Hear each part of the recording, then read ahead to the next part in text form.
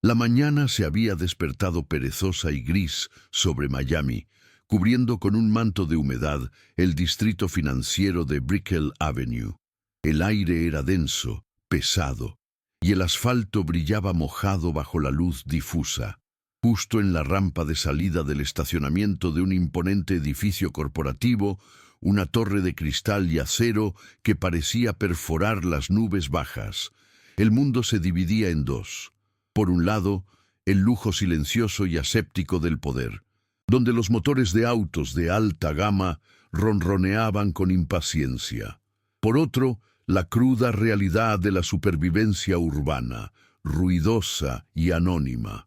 El eco de los Ferraris y los Porsches se mezclaba con el murmullo constante del tráfico, creando una sinfonía de indiferencia y prisa, una banda sonora para una ciudad que nunca parecía detenerse a mirar a quienes se quedaban atrás en su carrera.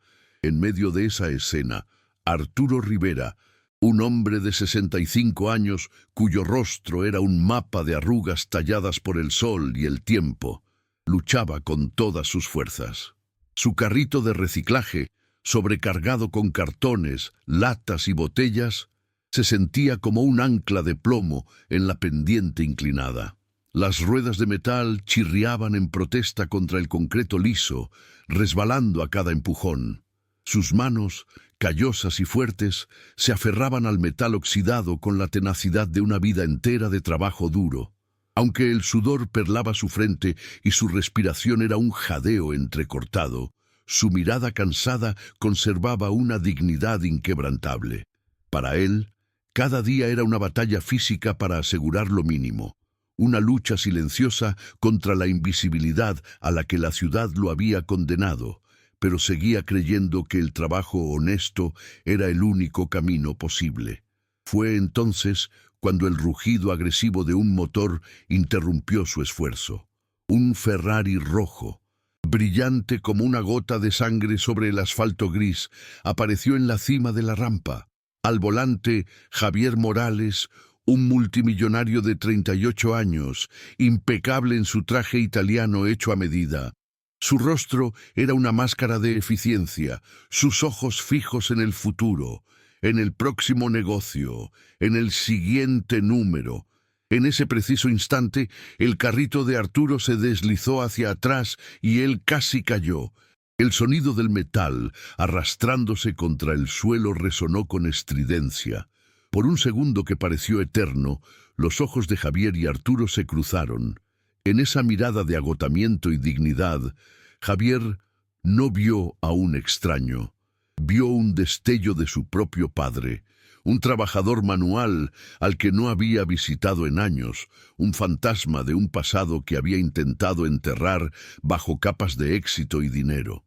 El potente motor del Ferrari se silenció de golpe. El silencio que siguió fue casi violento, ensordecedor en contraste con el ruido anterior. Por primera vez, en lo que pareció una eternidad, Javier Morales apagó el piloto automático que gobernaba su vida. La imagen de aquel anciano luchando en la rampa no fue solo una interrupción en su agenda, fue un puñetazo directo al estómago que resquebrajó la armadura de indiferencia que había construido con tanto esmero. Aquel rostro, aquella dignidad en medio de la lucha, lo desarmó por completo, obligándolo a confrontar el vacío que sentía por dentro. A veces, un instante de cruda humanidad es suficiente para cambiarlo todo. Si crees en el poder de estas historias para despertar algo en nosotros, tu suscripción al canal nos da la fuerza para seguir compartiendo relatos que importan. Javier regresó a su oficina en el piso más alto, pero el panorama de la ciudad que solía llenarlo de una sensación de poder ahora le parecía vacío y sin color. La imagen de Arturo, con su espalda encorvada por el esfuerzo y sus ojos llenos de una dignidad agotada, se había grabado en su mente. No podía concentrarse en los informes de ganancias ni en las proyecciones de mercado. En su lugar, veía el rostro de su propio padre, un hombre que había trabajado con sus manos toda su vida para darle una oportunidad, y a quien él había relegado a un rincón polvoriento de su memoria. El silencio de su lujoso despacho se llenó con el eco de una culpa que había ignorado durante demasiado tiempo. Un recordatorio punzante de las raíces que había cortado en su afán por llegar a la cima. Con un impulso que desafiaba toda su lógica empresarial, tomó el teléfono y llamó a su jefa de recursos humanos. Su instrucción fue tan directa como inusual. Quiero que encuentren a un hombre llamado Arturo Rivera. Es un reciclador. Lo vi en la rampa del estacionamiento esta mañana. Ofrézcanle un puesto en servicios generales. Al otro lado de la línea, un silencio desconcertado fue seguido por una avalancha de preguntas burocráticas. ¿Tiene referencias? ¿Documentación en regla? ¿Cuál es su experiencia? Cada pregunta era una barrera, un muro invisible construido por el mismo sistema corporativo que él había perfeccionado. Javier sintió una oleada de frustración. Por primera vez, se dio cuenta de que su mundo, tan eficiente para generar riqueza, era increíblemente inepto para un simple acto de humanidad. La búsqueda no fue sencilla. Arturo Rivera no tenía una dirección fija, ni un número de teléfono, ni una huella digital en el mundo moderno que Javier habitaba. Era un fantasma en el sistema. Pasaron 3 días de búsquedas infructuosas hasta que un guardia de seguridad del edificio, conmovido por la insistencia de la oficina del CEO, recordó haberlo visto en un pequeño albergue a unas cuantas millas de distancia. El asistente de Javier lo encontró en una habitación minúscula y austera, con apenas una cama, una silla y una pequeña mesa. El lugar olía a humedad y soledad, pero estaba impecablemente ordenado. Sobre la mesa, una única fotografía descolorida de una mujer sonriente era el único adorno, un santuario silencioso a una vida que ya no existía. Javier decidió ir en persona, dejando su Ferrari a varias cuadras de distancia para no intimidar. Encontró a Arturo sentado en el borde de su cama, mirando por la ventana con una expresión perdida. La desconfianza en los ojos del anciano era palpable cuando vio al hombre del auto de lujo parado en su puerta. Javier, sintiéndose torpe y fuera de lugar, extendió la oferta de trabajo con una voz que carecía de su habitual autoridad.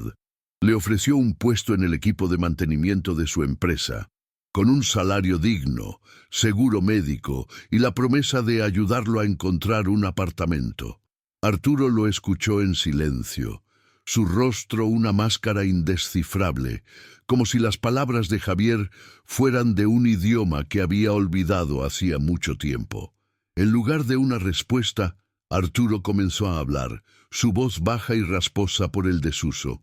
Le contó que en su país natal, él no era un reciclador, sino un maestro ebanista. Tenía un pequeño taller, una esposa a la que adoraba y 2 manos que podían convertir un simple trozo de madera en una obra de arte. Su orgullo no estaba en el dinero, sino en la belleza que creaba. Pero la vida le había arrebatado todo. Primero, su esposa, llevada por una enfermedad repentina. Luego, su negocio, consumido por una crisis económica. Vino a Estados Unidos buscando un nuevo comienzo, pero solo encontró puertas cerradas. La barrera del idioma y la indiferencia de un mundo que se movía demasiado rápido para un hombre con las manos vacías y el corazón roto. De su bolsillo sacó un pequeño pájaro de madera, tallado con un detalle asombroso. Las alas parecían a punto de emprender el vuelo, cada pluma grabada con una precisión que solo años de devoción podían lograr.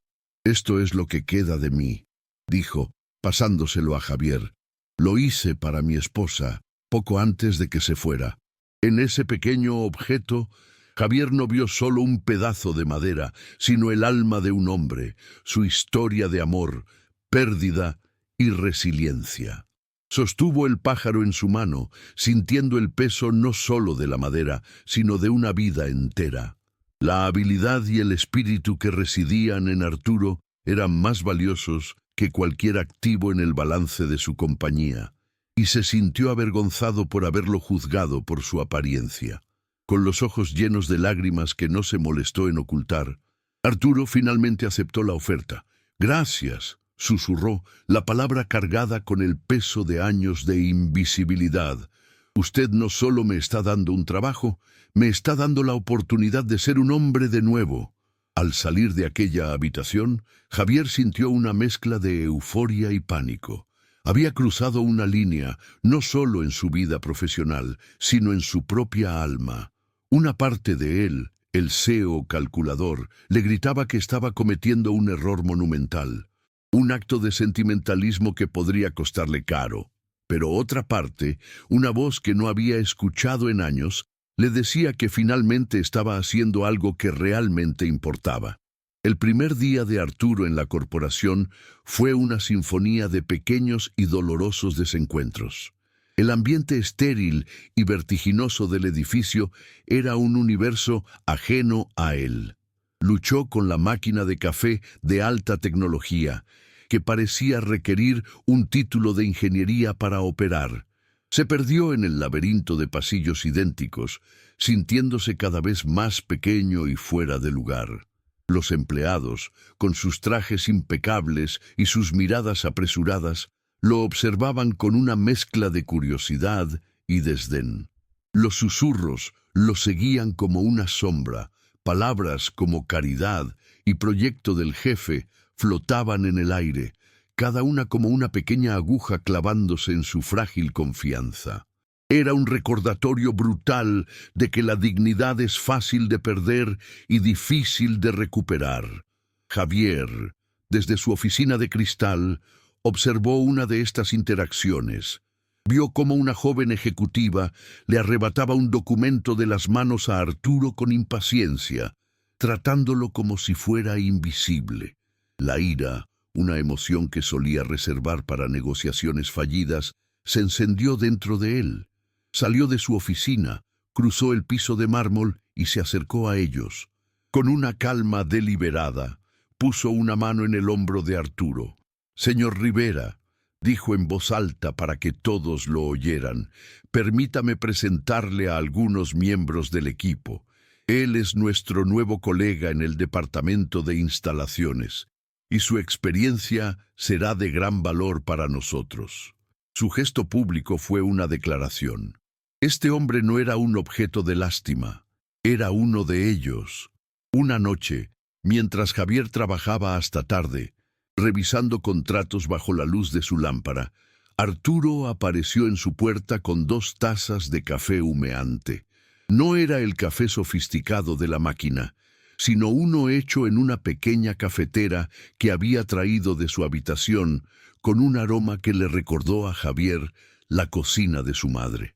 Se sentaron en silencio por un momento y luego las historias comenzaron a fluir. Arturo habló de su esposa, de cómo sus manos encajaban perfectamente en las de él, de su risa que podía iluminar la habitación más oscura.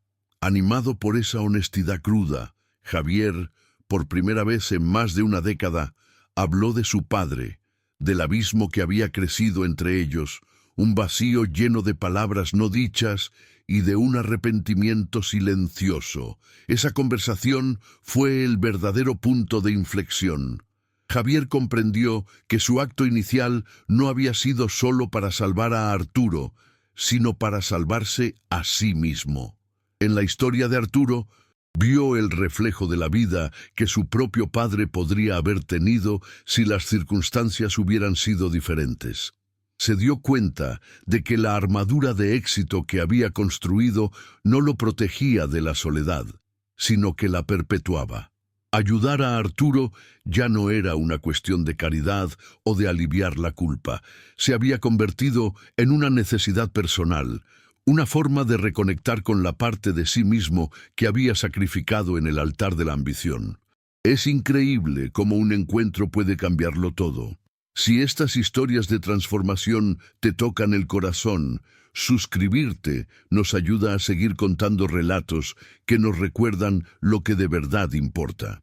Sin embargo, el mundo exterior no tardó en reaccionar. La noticia del protegido del CEO se extendió como la pólvora por los pasillos de la empresa y llegó a la sala de juntas. Su socio y cofundador, un hombre pragmático que solo entendía el lenguaje de los números, lo confrontó directamente. ¿Qué estás haciendo, Javier? Los inversionistas están nerviosos, dicen que estás perdiendo el enfoque, que este experimento sentimental te hace parecer débil, impredecible. La presión era inmensa. Lo acusaron de poner en riesgo la imagen de líder implacable que tanto le había costado construir. De repente, Javier se encontró en una encrucijada, forzado a elegir entre el hombre que todos esperaban que fuera y el hombre que, gracias a Arturo, estaba empezando a descubrir que quería ser. La presión culminó en la sala de juntas, un espacio frío y anónimo donde las almas se medían en hojas de cálculo. La reunión trimestral con los inversionistas era un ritual de poder y cifras, y Javier se sentía como un actor en una obra que ya no entendía. Fue entonces cuando Ricardo, uno de los directores más antiguos y cínicos, hizo su jugada. Con una sonrisa condescendiente, interrumpió la presentación de Javier para comentar en voz alta sobre los rumores que circulaban. ¿Podríamos hablar un momento sobre la nueva y sentimental política de contratación de la empresa?, preguntó, su tono cargado de sarcasmo mientras su mirada se clavaba en Javier. Algunos nos preguntamos si la caridad se ha convertido en nuestra principal estrategia de negocio. La risa contenida de algunos y el silencio tenso de otros llenaron la sala, acorralando a Javier en el centro de un juicio silencioso. Javier se quedó inmóvil. El zumbido del proyector parecía el único sonido del universo. Podía sentir todas las miradas sobre él, esperando una defensa corporativa, una excusa, una justificación que encajara en su mundo de lógica y ganancias. Pero en ese instante no vio a los inversionistas ni los gráficos de rendimiento. Vio el rostro cansado de Arturo, la dignidad en sus ojos, las manos que habían tallado un pájaro de madera como un acto de amor. Con una calma que sorprendió a todos, especialmente a sí mismo, Javier bajó el control remoto de la presentación. Un solo clic silenció las proyecciones de crecimiento.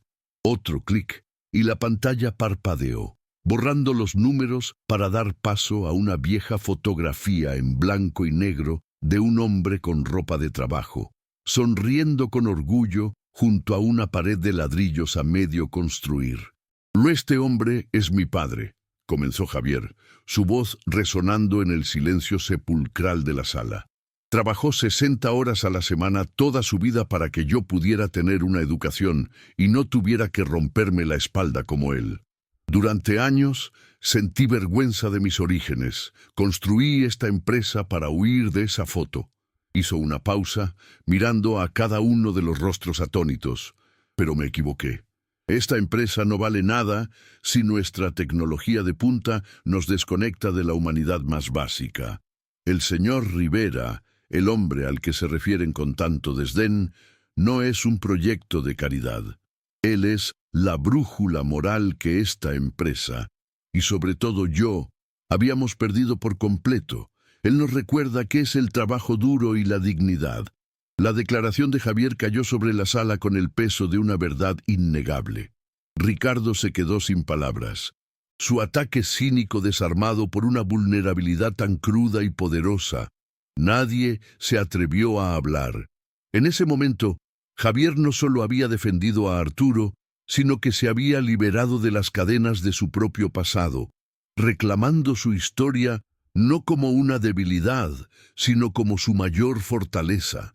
Es en momentos como este, cuando alguien arriesga todo por lo que es correcto, que recordamos el poder de una sola voz. Si crees que estas historias merecen ser contadas, tu suscripción nos da el coraje para seguir buscándolas y compartiéndolas contigo. Esa noche, cuando el edificio estaba casi vacío, Arturo se acercó a la oficina de Javier, cuya puerta estaba abierta. Se quedó parado en el umbral, con su uniforme de trabajo impecable, sosteniendo su gorra entre las manos.